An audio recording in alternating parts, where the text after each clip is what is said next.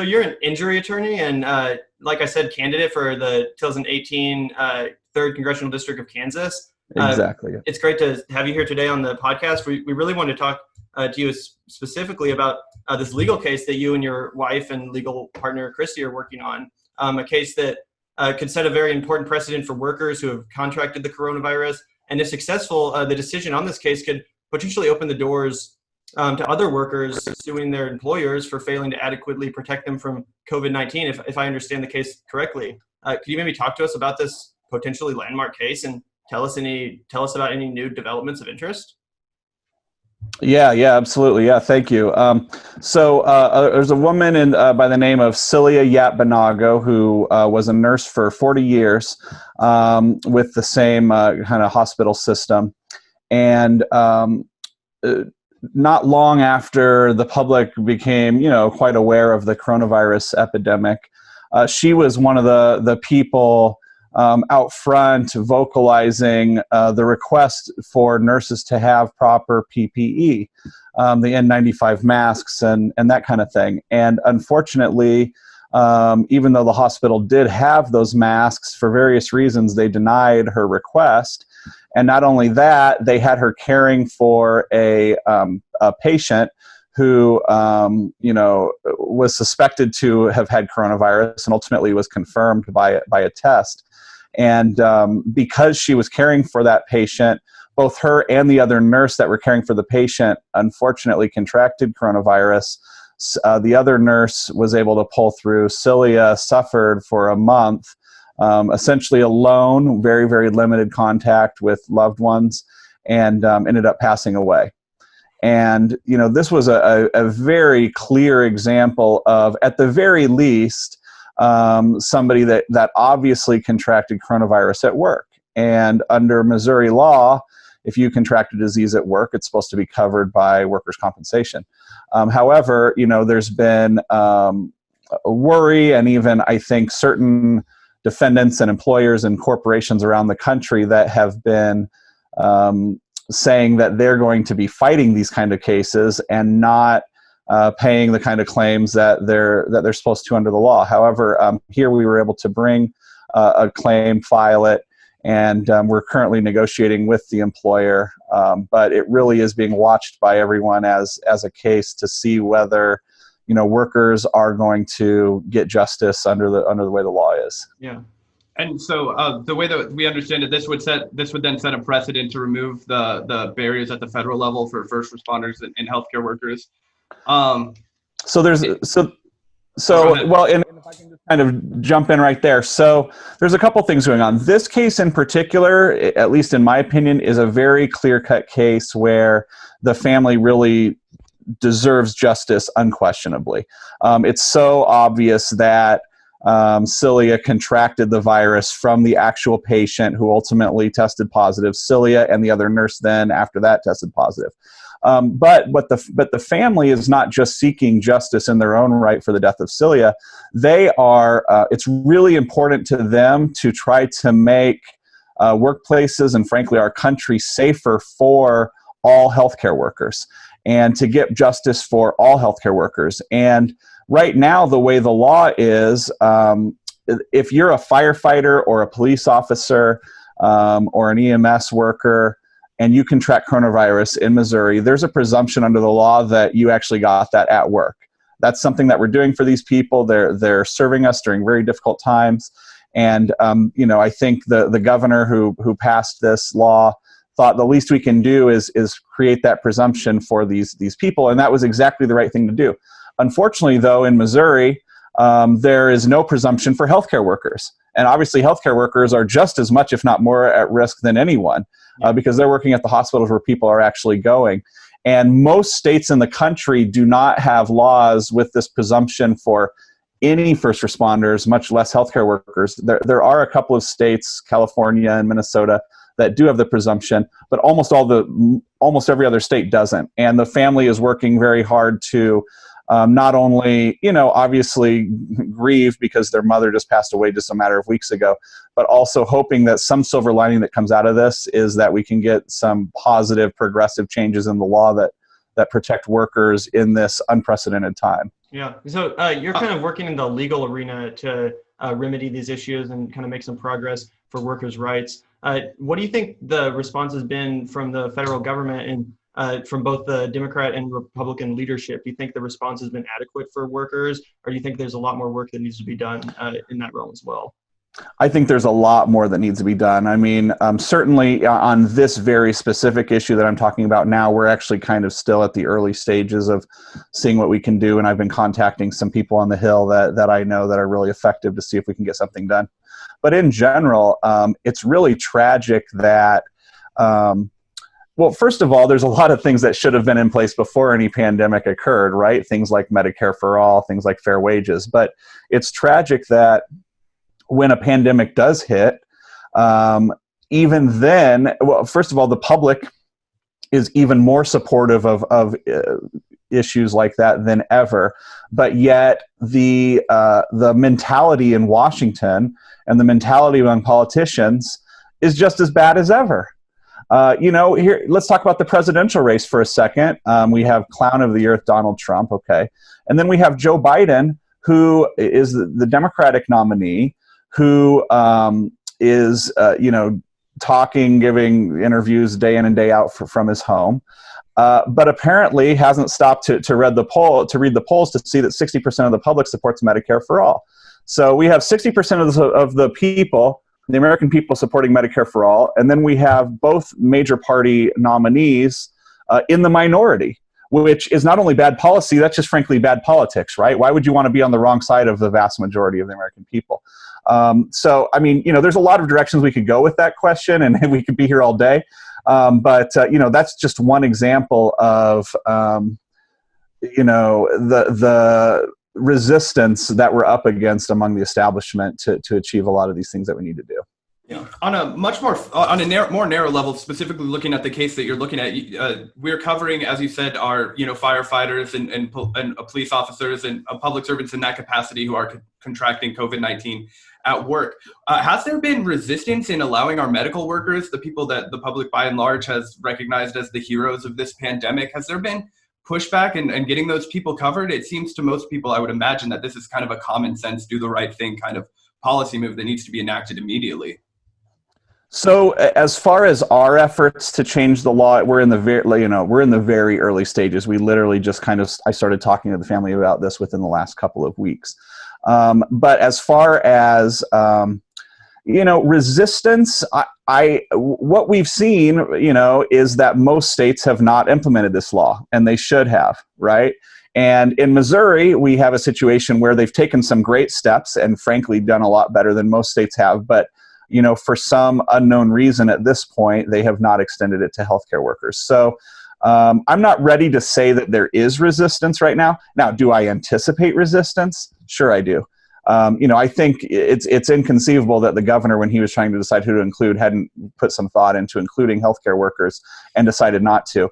And this is one of the better states in that very specific regard. Most other states haven't changed their law at all, or have changed it but have not included healthcare workers. So, I do see it as a long-term battle, but I also think that this particular case, and the unique nature of the family really wanting to make a difference for the legacy of their mother, can have a really good chance of making some real positive change here.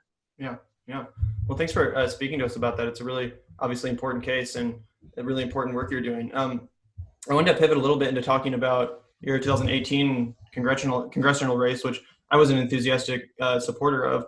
And it kind of seemed to me and a lot of other progressives that you had some momentum on your side. You had a little bit of energy working in your favor. And then it kind of appeared that the establishment, so to speak, through ways of some groups like Emily's List, kind of came into the race and dumped a lot of cash into your primary opponent, Sharice Davis, who ultimately edged you out and went on to win the general election against the incumbent Kevin Yoder. Can you talk about the effect that these kind of seemingly well-intentioned but ultimately kind of corporate groups and PACs like Emily's List, the impact that they have on grassroots funded candidates such as yourself, and how those organizations kind of use the veneer of progressivism to, I guess you could say, trick voters even into voting for less progressive and kind of more corporate friendly candidates at the end of the day? And frankly, I mean, I think I would challenge the presumption that the super PACs are in it, presumably for the right reasons, right? I think everyone knows exactly what they're in it for. They are in it so that extremely, enormously wealthy billionaires, giant corporations can buy off politicians so that, if they win and when they get in, they will rig the laws in the favor of those billionaires and those giant corporations. And in my racist case, we were a poll came out. I think it was a week before the primary election, having me up by 14 points. And between that point and the end of the election, there was hundreds of thousands. I think ultimately 700,000. Maybe it was even actually, I think it was close to 1 million when you add all the super PACs that were running ads either against me or for my opponent. There was even a group called Ending Spending that was, running ads saying, too liberal for Kansas, this kind of thing. Go figure, right? Yeah. And, frankly, I mean, here's what it comes down to. Did I expect all of that to happen? Absolutely. I knew that I was running a campaign that no one had ever tried in this district. I knew that I was challenging the most powerful, the most wealthy power brokers in our country. The organizations, the Wall Street banks, the corporations that are even more powerful than our elected officials because they are the ones that actually own our elected officials. And I absolutely expected them to come at me with full force. And, I am just so proud. I really am just so proud of the campaign that we ran, to the extent that when I started on this campaign, every single person, including my wife, who grew up right here, she said I was well-intentioned but crazy, right? There would be no way that we would have success in this campaign. And instead, we built an enormous campaign. I think we probably broke record for the number of donors to our campaign. We had amazing grassroots energy. Came within just a few points of winning in the primary. And frankly, if it wasn't for the super PACs, the shadowy donors, whoever it may have been, Wall Street banks, coming after me with the super PAC money in a campaign where I was not accepting any corporate PAC money, I think that it absolutely would have been different, and we'd be in Congress right now.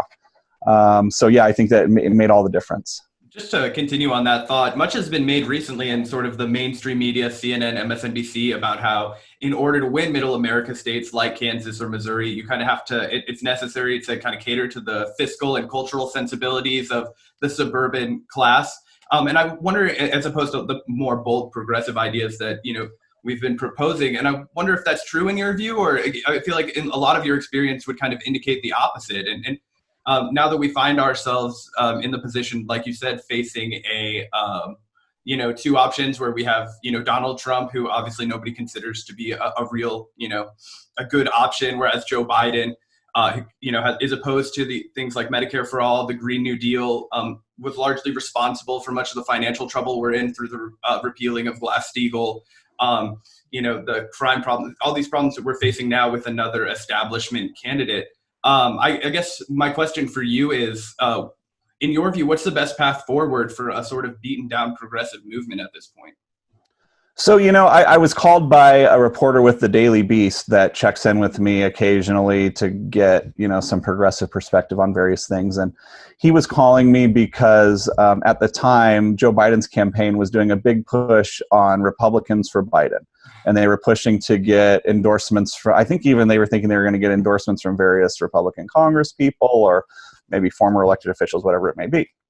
And I think the reporter thought that I was just going to say, oh, this is so terrible that he's trying to get, that he's trying to roll out Republicans for Biden. But when he called me, what I told him is this. I said, first of all, I don't have any problem with him trying to get every last person to vote for him as possible. He's running for president. I presume he wants to get as many votes as he can possibly get, right? I said, but where I think he's going wrong is he's trying to kowtow to this, wealthy, so-called, moderate Republican, small sector of the Republican Party, the kind of, the people in DC, these few congressmen that he might be able to get support from. I said, but I think he would actually be a lot more successful and get a lot more votes if he actually went after the fiscally populist sector, enormous sector of the Republican Party. And if he would support things like higher wages, like healthcare reform, like Medicare for all, where everybody would get free healthcare, I really, truly think that he would get way, way more Republican votes. And that's actually the better way to get the Republican votes. And the reporter said back to me, he said, "So you mean like the kind of Republicans that were supporting Bernie Sanders?" And exactly. And frankly, I think very few people even make that case to the reporters. And I almost was getting the sense that I was the first person kind of making that case to the reporter. But as I saw his gears turning and the more he thought about it, he realized, yes, there is a segment of the Republican Party, and obviously an enormous segment of independents, that were supportive, either actively supporting or really liked Bernie Sanders' policies because he was an economic progressive populist. And that's the direction that Biden should be going. Now, is he going that direction? Not from what I can tell. Yeah, it almost seems like a lot of what compelled Missouri voters to move away from Claire McCaskill and vote for Josh Hawley, who, in my view is, not necessarily a true populist, but does offer a lot more in terms of fiscal populism than the Republican Party typically does. Yeah, and I mean, and I'm not sure exactly what his stated position was at the time or if he was ever asked, but I was endorsed by Jason Kander, who did enormously well in Missouri in a Senate run. And I know for a fact that when I discussed it with him, he's very supportive of Medicare for all, not to mention other progressive issues as well. So right there is a perfect example. You have kind of one candidate who is just the epitome of old school, don't do too much, don't try to be too bold, don't try to have too much progress, versus somebody who has really good common sense populist ideas. And Kander wasn't, he didn't win, but he came enormously close to defeating an incumbent. And frankly, I'm very grateful for his support, and I'm friends with him. But maybe if he had been even a little bit more progressive, a little bit more populist, you never know, he may have won the election. Yeah, I think it's safe to say that, especially in these times with coronavirus and the pandemic, that austerity is not really the correct strategy to embrace electorally. People are really hurting. And when that comes back to, the policies of Bernie Sanders and what made his candidacy so come so close to success twice as it did. And I remember when Senator Sanders and Congresswoman Alexandria Ocasio-Cortez came to a rally with you in Wyandotte County for your congressional run. And I attended that rally and was really moved and inspired by the speakers and the energy in the room and the potential for a real progressive uprising that I saw there. Do you have any thoughts or opinions on the state of the progressive movement in America right now, especially following the unfortunate implosion of Sanders' campaign? And, now that we are stuck with Joe Biden as the Democratic nominee, a position that none of us are really very comfortable in? Yeah, just to clarify, do you formally endorse Joe Biden's, bid for presidency? Are you fully behind him?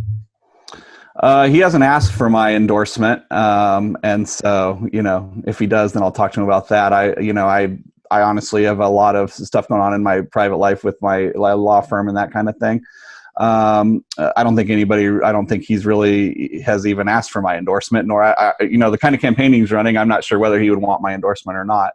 But I certainly, I know we need to get Donald Trump out of there, but I also know that the only way the Democratic Party is going to have success is, I believe, by boldly pushing policies that are going to get those voters that voted for Barack Obama and then switched to Donald Trump back into the Democratic Party. And I think it's obvious to me that the number one way to do that is through, populist progressive ideas.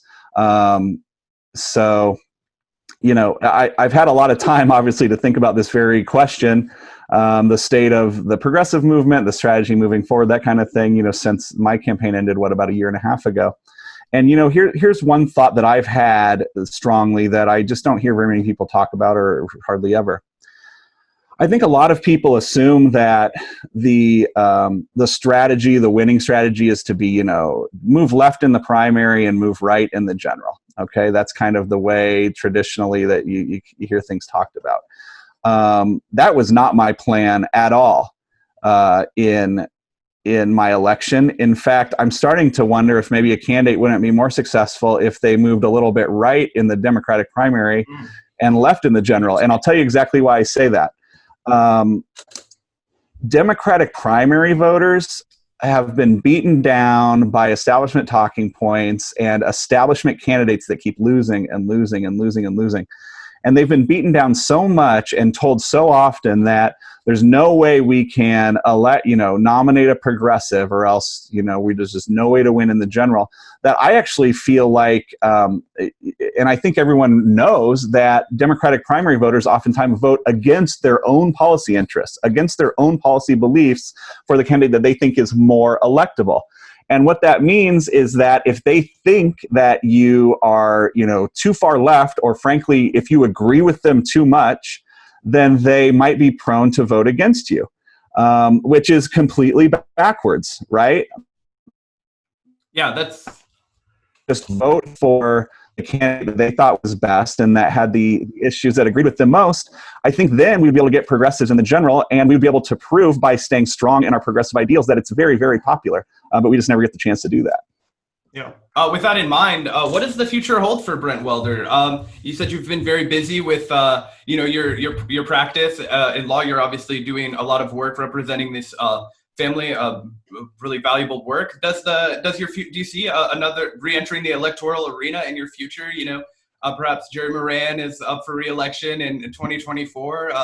Another congressional run. Do you have any mind, or have you paid any mind to, kind of running again in the future? So I've certainly thought about it. I've talked to my wife about it. My wife is a brilliant attorney as well, and would make an amazing candidate as well, for anything she would put her heart into. I am, and my wife is very, very passionate about doing whatever it takes to make our country better, to make our world a better place, to affect progressive change. And I don't think this will be the last that you've heard, certainly the Welder name, whether it's mine or my wife's. And we just want to, when you're running as a progressive, there's certain roadblocks, or not really roadblocks, but hurdles that you have to clear.